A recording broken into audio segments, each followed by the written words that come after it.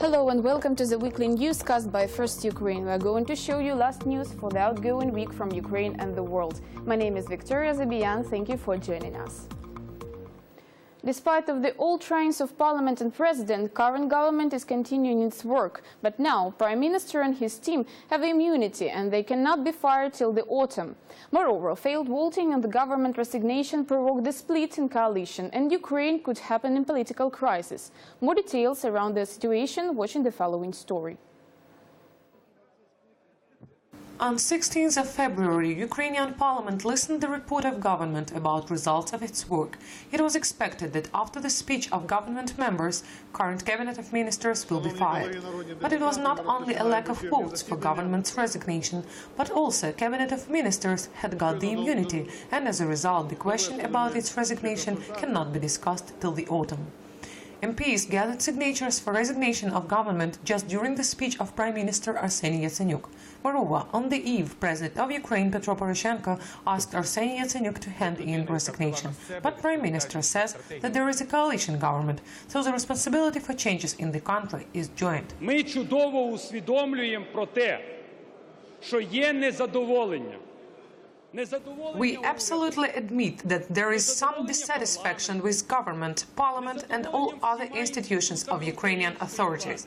But I encourage you, independently from your decision, we have no right to stop. We made the base of New Ukraine. Let's build New Ukrainian house, New European Ukraine, which these people deserve. We will accept every decision of this Parliament. I ask Parliament, President and responsible political class to move further by reform's way. This is the only way for our country. Незалежно від цього рішення, я прошу парламент, президента і відповідальний політичний клас рухатись далі шляхом реформ. Це єдино правильний рецепт для нашої країни і для нашого майбутнього. Leader of presidential faction states that current government does not execute its responsibilities to Ukrainian people and does nothing to speed up reforms in Ukraine. Nothing changes in the country. People see that you do not sew up your pockets. You moon nothing concerning reforms in the country. Nevertheless, Prime Minister encourages MPs to vote for resignation of government and says that he is ready to pass his position to those who consider himself more professional. So there were two votings in Parliament. MPs admitted work of government as not sufficient, but for firing of cabinet of ministers, Ukrainian Parliament had a lack of votes. After the unsuccessful try to fire Prime Minister and his team, members of Ukrainian Parliament were trying to find out how such a situation happened, because the most unexpected votes was held exactly by pro-presidential faction. Also, resignation of government did not get votes of opposition bloc and ex-representatives of Party of Regions, which is connected with Yanukovych regime. It is obvious that coalition experienced disunity. Leader of Batkivshina faction has already said that it leaves coalition. Коаліції демократичних сил, проєвропейської коаліції в цьому парламенті ніколи не існувало. Coalition of democratic forces and pro-Ukrainian coalition never existed in this parliament. It was clannish, shadow, backstage coalition. Batkivshina party and Batkivshina faction cannot stay in this group anymore, because this group does not want and cannot provide reforms, reset the state and reset our life. Захистити Україну, перезавантажити все наше життя. Meanwhile, another important player within the ruling coalition, the Samopomych party, on Thursday claimed about quitting the coalition. According to their statement, Samopomych decided to stay out of the alliance due to alleged secret deal between state's high authorities from the one side and oligarch-controlled parliamentary deputies from the other. For the moment, the rupture of parliamentary coalition comes laden with blurry perspectives upon the future of Ukrainian government. We invited the guest to our studio today, Mykola Davydyuk, political expert. Nice to meet you here. Hi. And on your point of view, why this voting was unexpected or expected voting happened? Because the Parliament and the President was for resignation of Cabinet of Ministers. Why it happened? I think we really come to a huge political conflict and political problems in Ukrainian government and also in Ukrainian society. The people really don't want to see this government, some people, but government can hear them, and we have such a problem from which we can get out, because the a lot of politicians do something, make some good profits, not only for Ukrainian people, they do some good profits only for themselves, for politician class, for oligarchs, their children, but not thinking a lot about the reforms, good education, good medicine, about new jobs, and this is a problem. And we need to change something. I'm not talking about some names of ministers or prime minister. I'm talking about changing of political system. That point of Abramovich said that we need to change the system. But in this situation, when our country is, to be honest, in the crisis, and we are waiting for some serious reforms which can be not so popular for our society, should the government, president and parliament listen to the point of view of people in this situation? Of course, they need to hear the people because they're working for the people, need to work for the people, but not all the time do it. And they need to hear our Western partners, we need to hear our partners globally, because Ukraine government is not very independent. They need to do something for the people and need to work with international organizations in different countries. Now we are in the process of war against pro-Russian terrorists and separatists, and we are in process of war against corruption. So we need to have support of Western organizations in the countries and support of our people. And the people don't have so much power to support this government and thinking about new one. And there are a lot of talks about agreement between President and Prime Minister on the eve of reports of government in Verkhovna Rada. Well, if it is so, what kind of agreement they had, on your point of view? It depends on them. The people don't thinking about an agreement. They're thinking about good result. They're thinking about reforms, job places. But Ukrainian politicians are only fighting among themselves, about parliamentary parties, about among the ministers, but they don't thinking about good result. They don't try to make some reforms, don't try to fight against corruption and so on, so on. And they're only thinking about fighting themselves. It's not good point of view because people waiting 2 years for reforms. They're waiting for good results in our country, for changing old politician system. But they're waiting, but can't get it. That is my main question. They are waiting for good results, but very often good results go after the unpopular decisions which should be made by government, by president, by Verkhovna Rada. And in this case, people cannot support such decisions. So yeah, they can support government, for example, for 1 year, for 2 years, sometimes for more time, but they need to believe that government do some good things, not wrong, not some benefits for themselves, but good things for the people. When people saw how work Ukrainian policy, new policemen, they said it's good. So it's good point. So what is the next? And the government said, it's all. It's all for 2 years. And the people said it's not enough for 2 years. You need to present something more. You need to make something more. But the government said, we don't have any new cases. Yeah, they are talking about, a lot talking about reforms. They're talking about some modernization of economy, of investments, but the people can see it. So this is a problem. All right. And should Ukraine expect for new parliament elections in this case? Because we see the really serious split in coalition and between the political forces. If they cannot together the majority in parliament, so new elections should be. I think new election campaign to Ukrainian parliament, it's not a good idea. It's not a good idea, and it's very useful for pro-Putin and pro-Kremlin political projects inside Ukraine. They're waiting for this election. And we need to do something to support Ukrainian parliamentarians and to ask them to organize and to make new coalition, new pro-European coalition, and to make a new government. So the decision but because new election campaign is a half of year of talking about reforms, but nothing to do. So we need to do something today, tomorrow, and the day after tomorrow, but not talking about it. But election campaign is just a token, and nobody do something. So Batkivshina party and faction and Samopomich faction, they left the coalition, and can we say that they play for Putin's forces? I think I understand why Batkivshina leave coalition, but it's a very big question for me why Samopomich leave it. So they need to support the coalition, to reform, to update coalition, to update government, and to work every day to work, because people think that Samopomich is a really smart guy, smart party, and they need to do something, but not to leave coalition and start to talk. But of course we understand why Batkivshina leave the coalition. We know, everybody knows that Tymoshenko wants to be a prime minister, and she has such a purpose, and it's not a new ambition. It's a really old ambition to be a prime minister, to be a president, and sometimes to be somebody. And parliamentarian is not enough for her, so she started her prime minister campaign. Maybe presidential, we don't know. Well, we have one more topic, important topic to discuss. It's the personnel changes in Prosecutor's Office of Ukraine. And Deputy Prosecutor General of Ukraine Vitaly Kasko handed in resignation.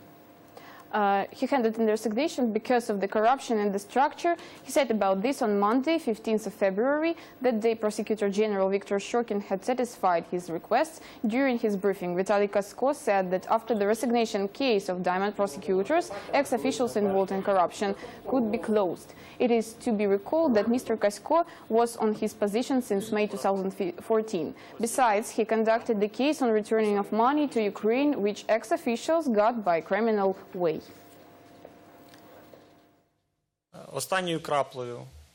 The final straw was latest changes in Prosecutor's Office work. Mr. Shokin deprived me of all functions and instruments to conduct cases our team was responsible for, including the case of diamond prosecutors. I asked to dismiss me from my position in Prosecutor's Office at my own request. Such decision is provided by the fact that the current senior executives of Prosecutor's Office turned this structure into the place where corruption and code of silence are prevail, and any efforts to change such order from inside are immediately and demonstratively haunted. Colleagues from Prosecutor's General Office called resignation of Mr. Kasko as PR. According to Vladislav Kutsenko, Assistant of Prosecutor General, with the help of loud cases of diamond prosecutors, Mr. Kasko wanted to get international influence. Mr. Kasko specialized on case of diamond prosecutors, where he was seeking for publicity and international ways. Later he claimed that he had poor knowledge of the case. And now, when society is waiting for court decision, Mr. Kasko has decided to leave, claiming that the General Prosecutor's Office will fail this case after his leaving. Next day, Ukrainian media published the information about handing in resignation by General Prosecutor of Ukraine Viktor Shokin. Although in General Prosecutor's Office this information was not confirmed, and it was said that Mr. Shokin is absent on leave. Well, all these events, can we connect them with the situation around the government, on your point of view? I think it's really one conflict inside Ukrainian political class. And not only, I think it's some influence of some Western partners which asked for president to resign a prosecutor because not everything what he did was good for Ukraine, and a lot of ignorance. For example, they didn't fight it a lot for Yanukovych gang, and they didn't come back to Ukraine their money which was stolen in Ukraine. And I think people didn't support Shokin as a general prosecutor, and he was unpopular prosecutor in Ukraine. Of course, a prosecutor can be popular, but people can support your results. You're fighting against corruption, criminal groups, and so on, so on. And I think the support of Mr. Kasko bigger than the support of Mr. Shokin or Sviatoslav Kutsenko and so on. So people waiting for some new professionals in Ukrainian prosecutor office, such like Kasko, Shabunin, such as Sakvarelidze. People waiting for new faces which can do something new and make some results. Because all team which work with the Yanukovych, which work with the Kuchma. They can do and can propose something new. There is some exotic point of view that Ukrainian officials follow the example of ministers and officials who were invited to Ukraine to provide and implement reforms, such as Ivaros Abramovich's, for example. Are they do it in order to PR themselves and to free themselves from the responsibility for all these cases? What do you think I think about it's this? point of view of Mr. Kutsenko. And I don't want to explain nothing because his private point of view, maybe it's a point of view of prosecutor office, but I don't think so. It's my point of view. But I don't think that was PR, because they can make PR in different way. He give some interview, to all the time sit in TV shows and talking that general prosecutor do nothing, but they didn't do it. They said, okay, it's enough. I can do something good for my country, for people, so, okay, bye. I don't think that's PR. And he doesn't free himself from the responsibility.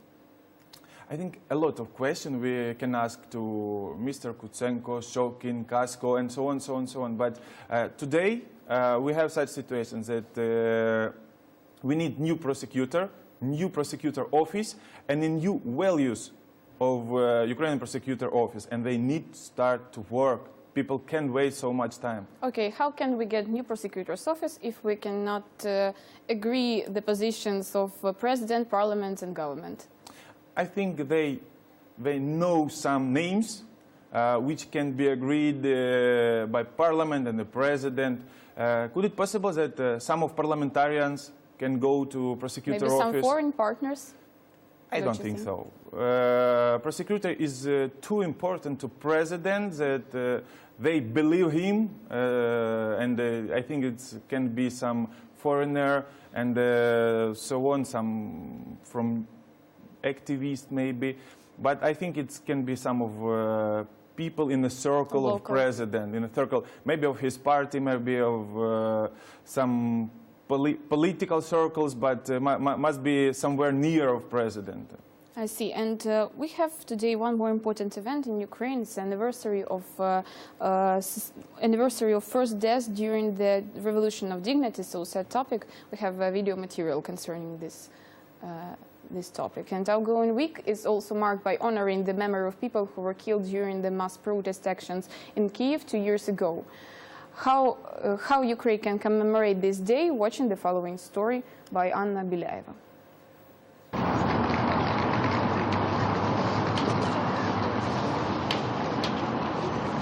This week, Ukraine honors the memory of activists who died during the mass protest actions in Kyiv on 18th, 20th of February 2014. These days were the final stage of Revolution of Dignity. Everything began with Peace March on 18th of February, which moved from Maidan Square to Ukrainian Parliament Verkhovna Rada. That day, opposition hoped to vote for returning of Constitution of 2004. The fight had started with grenades, which were thrown from the side of Mariinsky Park. Special Unit Berkut had broken Maidan's self-defense and had started the attack. Cruel attack.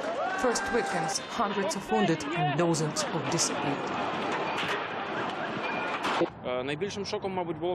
The biggest shock was probably when a guy was brought nearly. He kept on his hand, but there is no hand anymore. Namely, he wanted to throw back the grenade.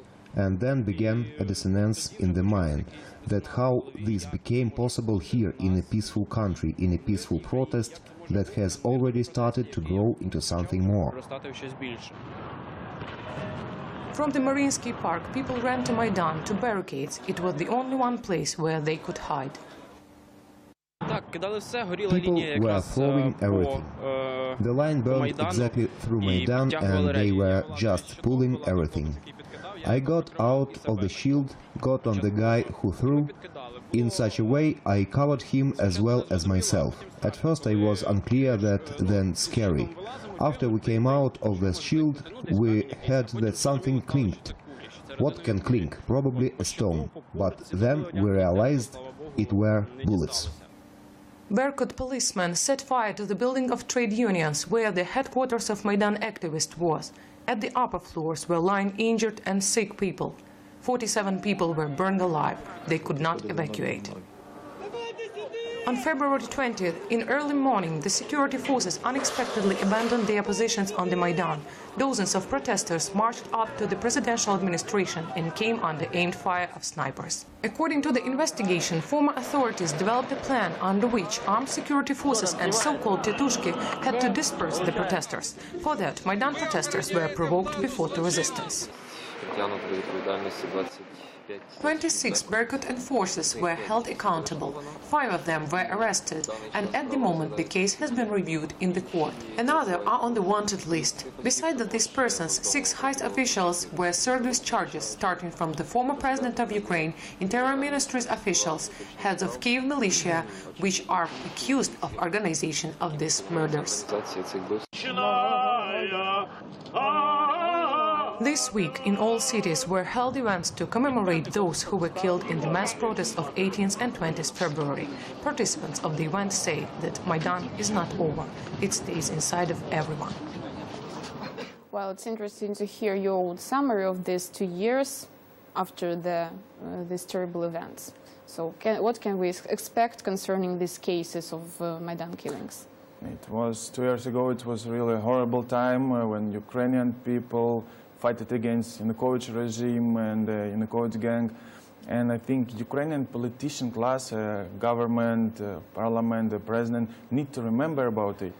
Today, when they are fighting among themselves, they need to remember that time when the people were killed, when the Yanukovych regime killed everybody to save themselves.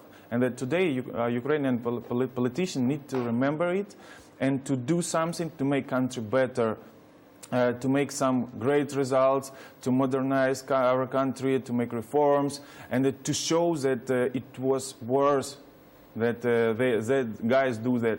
But if we make a fail, it will be not good for that people who died in the Maidan 2 years ago. Taking into account the situation in the country, could these cases be postponed, you know, to find those who are guilty in the deaths of these people? I think we don't need to talk a lot about that time or results of today, because sometimes a lot of people have too much emotions, and everybody has their own opinion, and I think everybody can tell you something for himself. I see. Well, thank you very much for your clear explanation, for fruitful discussion. Thank you. Our guest in the studio was Mykola Davydyuk, political expert, and we're continuing our newscast.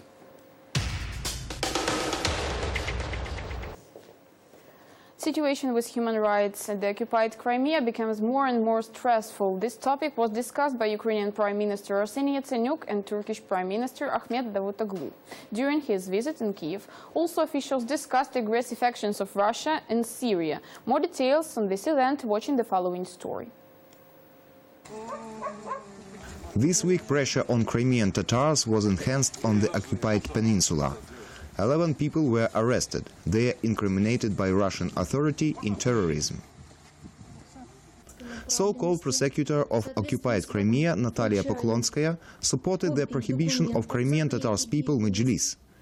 Modern repressions were compared with Nazi ones by representatives of the Crimean Tatars, Rifat Chubarov. It is necessary to enhance international sanctions against Russian Federation. This topic should be discussed during the United Nations Security Council sitting in order to prevent more crimes. Stalin deported Tatars. Everything goes to genocide. The elimination of Jewish people in Germany had the same beginning. On Monday, Crimean question was discussed in Kyiv within the visit of Turkish Prime Minister. Insolent and inadequate behavior of Russian Federation, which violates all international laws, provocate future crisis. Russian aggression in Georgia, illegal annexion of Crimea, occupation of Luhansk and Donetsk, intervention of Russian troops in Syria are in the one chain of international law violation. Prime Minister of Turkey, Ahmet Davutoglu, confirmed one more time that Ankara admits occupied Crimea as a part of Ukraine and motherland of Crimean Tatar people. Turkey cannot accept annexion of Crimea. We have a common point of view concerning aggressive action of Russia in Ukraine and Syria. During our negotiations, Russian rocket was launched from the water area of Caspian Sea. It hit the hospital in Syrian city. Many people died. Russia and other terroristic organizations are guilty in many crimes against humanity. Already on Tuesday, Ukrainian military delegation for cooperation enlargement moved to Ankara. At the same time, situation in Black Sea area is becoming more stressful. Previous week, Russian president alerted South Military District. More than 8,000 soldiers, 50 ships, 200 aircrafts were involved into military training.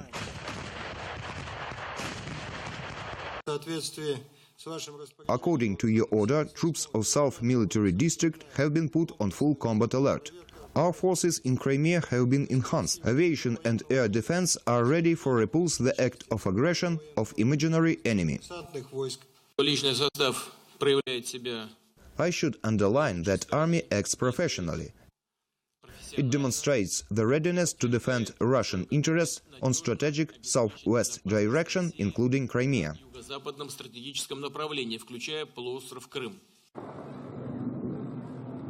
At the same time, Russia is continuing to play Syrian card.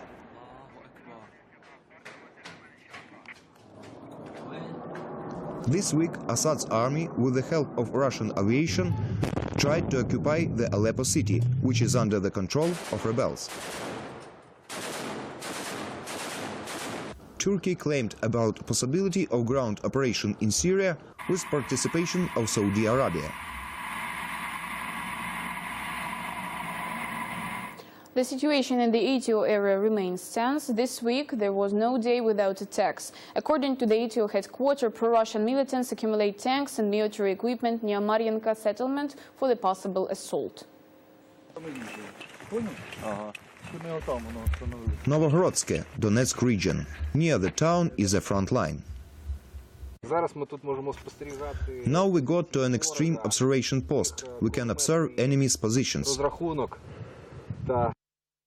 In hostile positions, the smoke is seen, which means that are cooking dinner. But countless is rather an exception.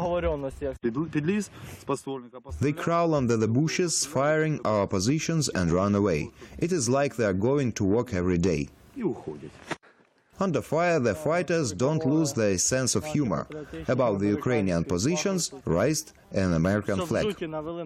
Let them think that here American special forces are fighting, as Russian propaganda tells them.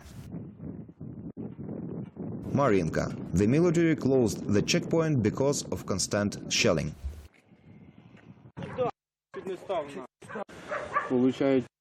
Every night they come close and fire. We respond, and then on radio they are asking for truce. They gather by pieces their dead fighters. The contingent changes. Then Chechens were coming, now mercenaries from Siberia. Village Zaytsevo is also in the firing line. Some residents left, some remained there, even with children. They say there is nowhere to go. The village is often fired from mortars. Mines fly over most of the military positions and fall into civilian homes.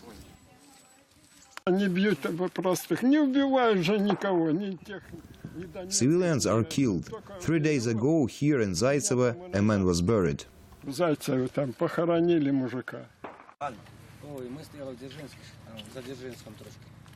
To the soldiers joined an abandoned by owner's dog.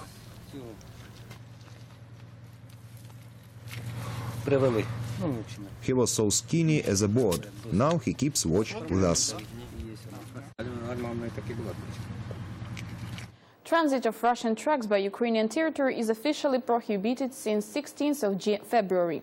Cabinet of Ministers has adopted such a decision as an answer to prohibition of Moscow to move by Russian territory for Ukrainian trucks. In this way, Kremlin reacted on civic blockades of entrance to Ukraine for trucks with Russian numbers. It was started on 11th of February in Zakarpattia region. Then other regions joined the action. More details watching the following story. Checkpoint in Rivne region is on the road by which Russian trucks go from Belarus to European Union. There are 5 people near the improvised lifting gate. They stopped trucks with Russian car numbers. They explained why they decided to join civil action on blocking. There are international treaties, but they don't work because nobody read them, but only think how to earn more money. So civic organizations always save the situation and watch the state's security. And this is how activists are blocking the highway Moscow-Kiev in Sumy region. They stop cars, call for police and send trucks backward direction. Moscow acted in its turn. It officially banned the transit for Ukrainian trucks by its territory until civil blockade of Russian trucks is continuing. At Infrastructure Ministry of Ukraine explained that there is no violation in blockade protests of Ukrainians from borderline regions. Such kinds of blockades doesn't violate international treaties. Such situations often happen in Europe, for example in France, Germany. It happens, but doesn't lead to violation of international law.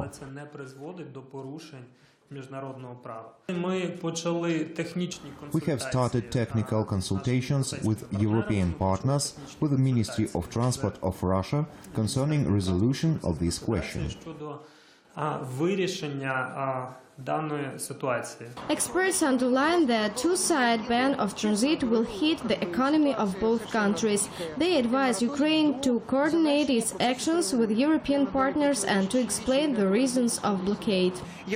Decide to turn into political plan. We need to decide that we don't sell, don't pass trucks of state aggressor, but it should be political decision, made on the highest level, and it should be agreed with our European partners, because today Europeans suffer.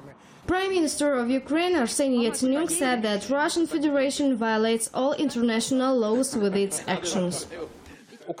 Recently, Ukraine appealed to Russian Federation with note of protest with demand to explain why it happened and why Russia made such a decision. Until Russia doesn't give a strict answer and this question is not regulated, temporary transit licenses which were given to Russian trucks and which are stopped.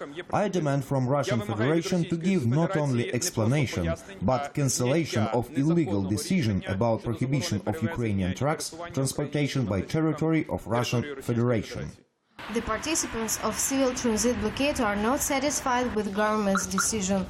Activists from the Zakarpattia region, where a blockade was initiated, demanded not temporary but full prohibition on transit for Russian trucks. In case that it is not to happen, they will pull Russian cars around and the blockade will be continued. Moreover, they demand to resolve the issue with Ukrainian trucks in Russia. Otherwise, they are going to shut off the way home for Russian trucks drivers. On February 17th, the Ministry of Infrastructure of Ukraine asked the activists to stop blocking Russian cars during 10 days, since Kiev and Moscow has agreed to pass those trucks which are stuck at the borders, and that is nearly 600 cars from the both sides. The first Ukrainian column has already left from Berdyansk region in Russia. Military situation in Syria, massive explosion in Turkey, and visit of American president to Cuba. About this and other events, watching the following story by Olga Tkachenko around the outgoing week of the world. 3 hospitals in the north of Syria were ruined after the aviation strike. At least 17 people were killed. The bodies of 7 victims were taken out from the wreckage of a hospital near Marat al-Numan, where Doctors Without Borders are located. Local volunteers and Turkey accused Russia of attacks, whereas Doctors Without Borders are cautious about naming the guilty, although they suppose it may have been Russian aircraft. Our personnel at the place of event, as well as patients, confirmed that the attack was made by Russian aviation. But at the same time, there is an information that the shelling was from the ground. At the moment, we cannot identify for sure from where the attack was, but it is known that there were several shell fires.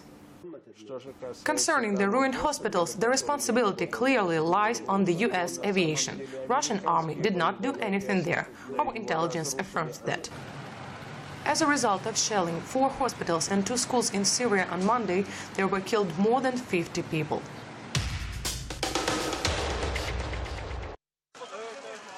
28 people were killed and 61 others were injured in massive explosion in Turkish capital city.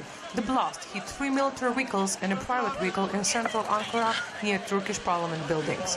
Turkish policemen have already detained 14 persons who might have supported in attack's preparation. According to the police, the suicider's identity was established. It is 24-year-old Syrian Kurd Salih Nedjar. It is said that earlier he was fighting in Syria on the side of Kurdish insurgents.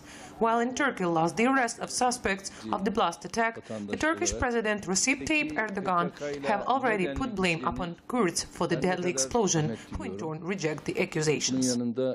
Although Kurdish organizations deny their involvement, the Ministry of Internal Affairs obtained an intelligence data that exactly they are responsible for the terroristic act. We had already filed to our allies documents about the connection of Syrian Kurds with the Kurdistan Workers' Party, but then we did not receive any support from our allies. Meanwhile, on Thursday, another terroristic act took place on the Turkish territory. A bomb-laden vehicle hit an armored military car in the southeastern province of Diyarbakir. According to the police information, 6 soldiers were killed and another was wounded. No one has claimed responsibility yet, but Turkish military blamed the Kurdistan Workers' Party. Supposedly, that attack came after the Turkey decided to launch airstrikes upon northern Iraq as a response for Wednesday's deadly explosion. That is not the first time Turkey suffers from terroristic acts. Earlier this year, on January, a suicide bomber blasted himself in Istanbul. U.S. President for the first time in 80 years arrives in Cuba. Barack Obama will visit the Liberty Island within the Cross-Latin America tour in late March. Officially, the visit to Cuba, the White House may announce tomorrow. The first and only U.S. president who was in Cuba, Calvin Coolidge, came to Havana in 1928. Then the island country was led by Gerardo Machado, who fled to the United States 5 years later, when the Cuban Revolution had started. Since then, Washington for years imposed a blockade on the Liberty Island. Rapprochement between countries began 2 years ago. In a speech to Congress, Barack Obama acknowledged that the policy of restraint did not produce results. 6 months ago, the state restored diplomatic relations, and from this week, the airliners between Cuba and the United States are starting to fly. Nicolas Sarkozy recently has been interrogated. Former French president is suspected of office abuse and illegal financing of his election campaign in 2012. He then exceeded the maximum limit twice. During the interrogation, which lasted all day, Sarkozy said he had not known the financial details of the campaign. It is known that candidates for election in France cannot take donations from individuals worth more than 4,600 euros. Nicolas Sarkozy intends to participate in the presidential election of 2017. Bosnia and Herzegovina has applied to join the EU. The official ceremony was held in Brussels with the leaders of the European Union and the head of Bosnian government. The next step is becoming a candidate. Application will be reviewed even though the country did not meet all the necessary criteria, so have promised European officials. The European Commission in its latest report mentioned that there are no plans to expand the EU by the end of 2019. We will just receive now the membership application from Bosnia and Herzegovina, which is something on which the Bosnian authorities, together with us, have worked very hard, and I believe this is a moment that is going to be important for all the citizens. Our application for the EU membership is the result of hard work, but this work and your visit, Ms. Mogherini, charged us with the energy to continue the path. We hope that you will consider our request and Bosnia and Herzegovina will soon receive candidate status.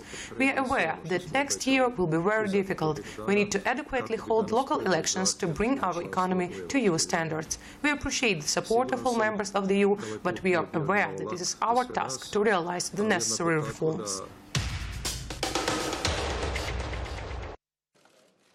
Any changes in the EU should not contradict the basic rules of the Union, so said the head of the European Parliament, Martin Schulz, after the meeting with the head of the British government, David Cameron.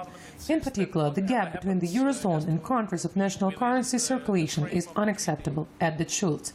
British Prime Minister in Brussels is trying to enlist the support for its reforms within the EU leadership. He says if it succeeds, his country will remain as part of the European Union.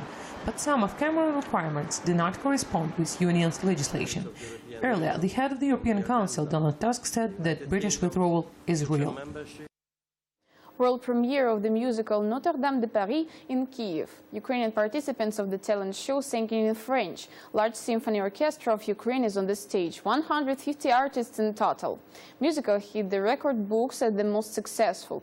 A musical adaptation of Victor Hugo's novel Notre de Paris, which follows by gypsy dancer Esmeralda and the three men who are in love with her, the kind hunchback Quasimodo, the twisted priest Frollo, and the unfaithful soldier Phoebus. Our journalist Elena Tsarenko visited the show.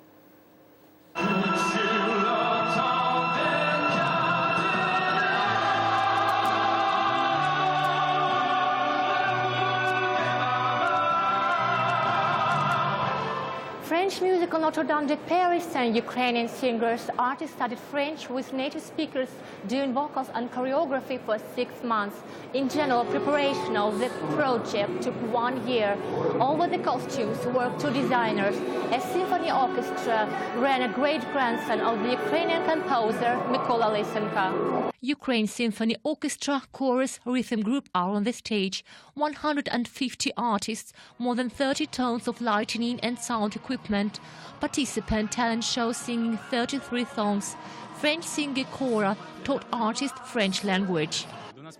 We were getting a French singer, Cora, and she taught us French language for a year. Every time we corrected those notes, all these sounds. Clopin himself is a robber, this drive, this protector is the king of the court of miracles, the father of Esmeralda. It was not hard to get used to the role. All involved singers have extraordinary voices and good acting talent. The dancers have been so carefully chosen that their performance simply amazes you. Richard Cocciante's music is simply divine and unique. The story generally follows the plot of Victor Hugo established in his famous novel, with some very witty modifications, all created by Luc Plamondon. The words are so artfully chosen that one can simply transfer back to Hugo's epoch and relive the story despite the fact that it now takes place on a mere stage. A musical adaptation of Victor Hugo's novel Notre de Paris, which follows the gypsy dancer Esmeralda and the 3 men who vie for her love, the kind hunchback Quasimodo, the twisted priest Frollo, and the unfaithful soldier Phoebus. Arsen Mirzayan is just perfect for the part of Quasimodo. Anton Kopytin sang Frollo's part, Olga Zhmurina as elegant and refined gypsy girl Esmeralda, and last Mikhail Dimov as Gringoire, one of the most beautiful and powerful voices.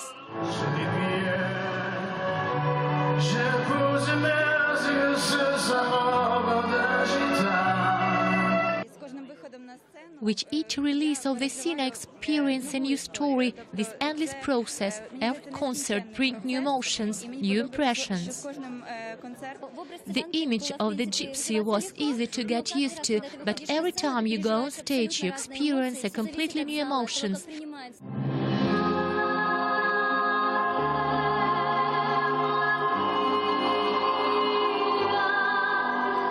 French musical performed by Ukrainian artists was seen in 12 cities of Ukraine. A first original premiere of the musical Notre de Paris was held in 1998.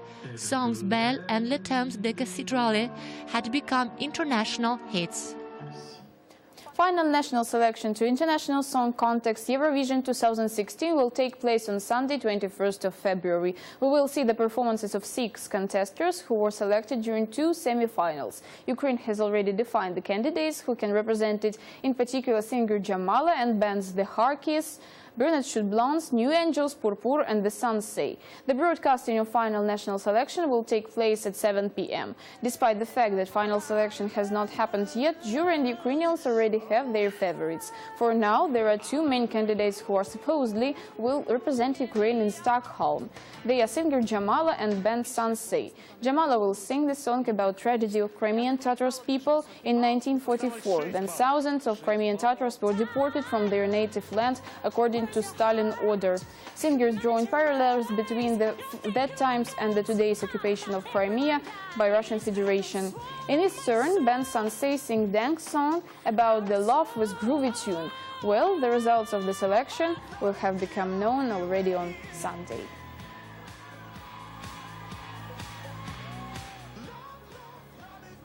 It was weekly newscast by First Ukraine. We have told you what the previous week was for Ukraine and the world. Victoria Zabian was working for you in the studio. Take care and goodbye.